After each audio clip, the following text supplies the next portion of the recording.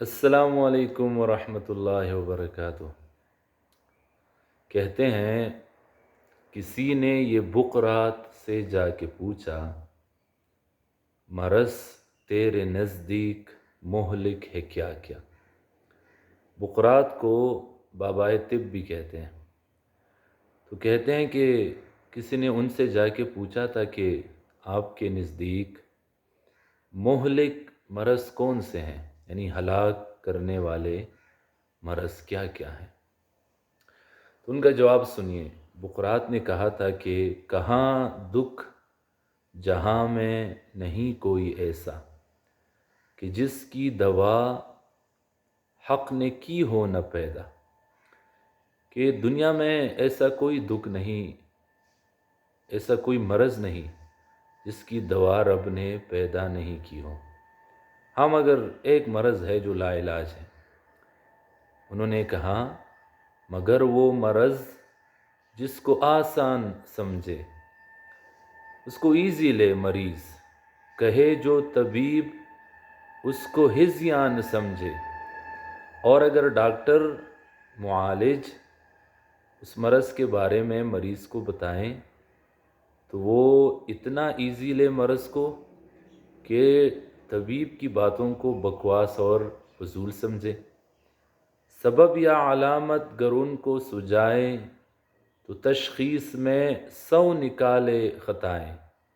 اور اگر طبیب ان کو مرض کا علاج بتائے اور اس کے علامات سمجھائیں یا سبب بتائے کہ بھئی آپ کو یہ مرض اس وجہ سے لگا ہے اور اس مرض کا علاج یہ ہے، تو وہ طبیب کی باتوں میں کیڑے نکالیں، 100 خطائیں نکالیں، اور پھر دوا اور پرہیز سے جی چرائیں، یوں ہی رفتہ رفتہ مرض کو بڑھائے۔ اور پھر اس مرض کا جو علاج ڈاکٹر نے بتایا، دوائیاں تجویز کی، دوائی استعمال نہ کرے، پرہیز نہ کرے، مرض بڑھے گا، مرض کا علاج بھی نہیں ہوگا۔ اور پھر طبیبوں سے ہرگز نہ مانوس ہو وہ، یہاں تک کہ جینے سے مایوس ہو۔ اور جو علاج کرنے والے ہیں ان کے ساتھ تعلق نہ بنائیں، ان کی باتیں نہ مانیں، تو ایک وقت آئے گا کہ یہ مرض جان لیوا ثابت ہوگا، مہلک ثابت ہوگا اور اسے مار دے گا۔ یہ میرے ہاتھوں میں مسدس ہے، مسدس حالی، جس کا اصل نام مد و جزر اسلام ہے۔ تو ان اشعار سے انہوں نے آغاز کیا کہ لا علاج مرض اس دنیا میں کون سا ہے۔ یہ لا علاج مرض ہے کہ مریض اس کو آسان سمجھے، ڈاکٹر جو علاج کرنے والے ہیں ان کی باتوں کو بکواس سمجھے، وہ سبب بتائیں تو وہ سبب میں خطائیں نکالے، علاج بتائے تو علاج میں خطائیں نکالے، دوا استعمال نہ کرے، پرہیز نہ کرے اور طبیبوں سے تعلق نہ بنائیں، تو یہ ہلاک کرنے والا مرض ہے۔ اس مثال اور واقعے کے بعد انہوں نے فرمایا ہے الطاف حسین حالی صاحب نے کہ یہی حال دنیا میں اس قوم کا ہے، بھور میں جہاز آ کے جس کا گرا ہے۔ یہ جو ہماری قوم ہے امت مسلمہ، آج ان کا بھی یہی حال ہے۔ کیا حال ہے؟ کہ اس امت کا جہاز بور میں پھنس چکا ہے، پانی کے گرداب میں بور میں پھنس چکا ہے، کنارہ ہے دور اور تو پا بپا ہے، گما ہے یہ ہر دم کہ اب ڈوبتا ہے۔ کنارہ بہت دور ہے، جہاز اور ان کی کشتی بور میں پھنس چکی ہے، طوفاں بھی ہو، سمندر میں طوفان ہے، ایسی حالت میں ہے کہ بس جہاز ڈوبنے والا ہے، جہاز تباہ ہونے والا ہے۔ لیکن جو جہاز کے اندر کے لوگ ہیں، جو اس جہاز کے ساتھ ڈوبیں گے، ان کا رویہ کیا ہے؟ اس امت مسلمہ کا رویہ یہ ہے، نہیں لیتے کروٹ مگر اہل کشتی، پڑے سوتے ہیں بے خبر اہل کشتی۔ جہاز میں جو رہنے والے ہیں وہ تو سوئے پڑے ہیں، اور جہاز ڈوبنے کے قریب پہنچ چکا ہے، وہ کروٹ بھی نہیں لے رہے۔ بے خبر ہے کہ ہم تباہ ہو رہے ہیں، برباد ہو رہے ہیں، جہاز ڈوب رہا ہے اور ایسی خطرناک حالت ہے، سمندر میں طوفان ہیں، جہاز بھور میں ہیں، کنارہ بھی دور ہے، اور اوپر سے صورتحال یہ ہے کہ گھٹا سر پہ ادبار کی چاہ رہی ہے، پلاکت سما اپنا دکھلا رہی ہے۔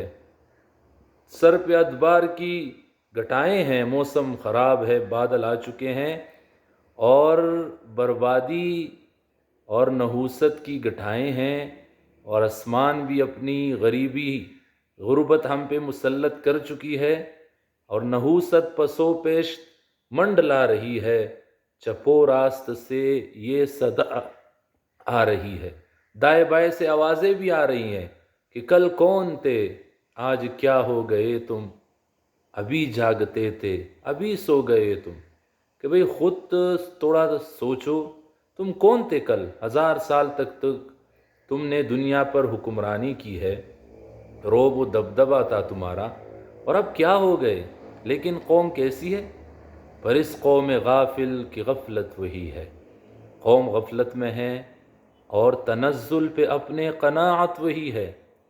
عروج اور زوال قوموں کے ساتھ ہوتا رہتا ہے، قومیں عروج کی طرف جاتی ہے، زوال کی طرف بھی آتی ہے، لیکن امت مسلمہ کے ساتھ جو ہو رہا ہے کہ یہ اپنے تنزل پر قناعت رکھے ہوئی ہے، اپنے ذلت پہ وہ صبر رکھے ہوئے ہیں، اور ملے خاک میں پر رعونت وہی ہے۔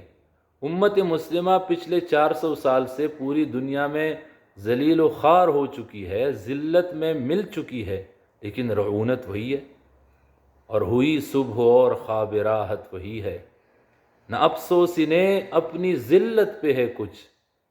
یہ سب سے خطرناک مسئلہ ہے کہ یہ قوم اپنی ذلت پہ افسوس نہیں کر رہی، کوئی پشیمانی نہیں ہے، اور نہ رشک اور قوموں کی عزت پہ ہے کچھ، اور یہ جذبہ بھی دل میں پیدا نہیں ہو رہا کہ دنیا کی قومیں کہاں سے کہاں پہنچ گئی، تو ان پہ رشک بھی نہیں ہو رہا کہ کاش ہم بھی اس ترقی کی طرف چلے جائیں۔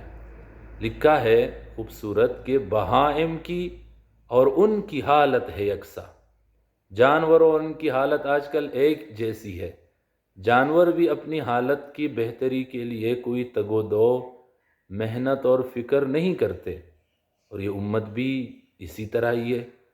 بہائم کی اور ان کی حالت ہے یکساں، کہ جس حال میں ہیں اسی میں ہے شاداں، ذلت اور زوال کی حالت میں ہیں اور خوش ہیں، نہ ذلت سے نفرت، نہ عزت کا ارماں، نہ دوزخ سے ترسا، نہ جنت کے خواہاں۔ نہ ذلت سے نفرت ہے، نہ عزت کے ارمان ہے۔ لکھا ہے لیا عقل و دی سے نہ کچھ کام انہوں نے، کیا دین برحق کو بدنام انہوں نے۔ یہ راز ہے کہ یہ امت زوال میں کیوں ہے۔ خوبصورت یہ بہت بڑی کتاب ہے مسدس حالی، ابتدا سے چند شعر عرض کر دیے، اور سمجھنے والے سمجھ سکتے ہیں کہ امت کے زوال کی وجہ کیا ہے، سمجھنے والے سمجھ چکے ہوں گے۔ السلام علیکم ورحمۃ اللہ وبرکاتہ۔